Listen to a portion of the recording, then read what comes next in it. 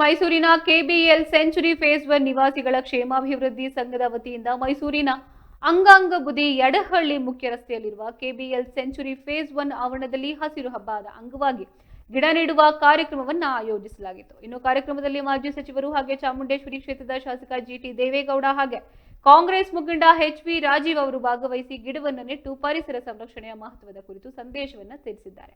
ಇನ್ನು ಈ ವೇಳೆ ಪರಿಸರ ರಕ್ಷಣೆಗಾಗಿ ಪ್ರತಿಯೊಬ್ಬರು ಗಿಡಗಳನ್ನು ನೆಟ್ಟು ಪೋಷಿಸುವ ಜವಾಬ್ದಾರಿಯನ್ನು ವಹಿಸಿಕೋಬೇಕು ಎಂದು ಕರೆಯನ್ನು ಕೂಡ ನೀಡಿದ್ದಾರೆ. ಇನ್ನು ಕಾರ್ಯಕ್ರಮದಲ್ಲಿ ನಿವಾಸಿಗಳ ಕ್ಷೇಮಾಭಿವೃದ್ಧಿ ಸಂಘದ ಪದಾಧಿಕಾರಿಗಳು, ಸ್ಥಳೀಯ ನಿವಾಸಿಗಳು, ಮುಖಂಡರು ಹಾಗೆ ಸಾರ್ವಜನಿಕರು ಉಪಸ್ಥಿತರಿದ್ದರು.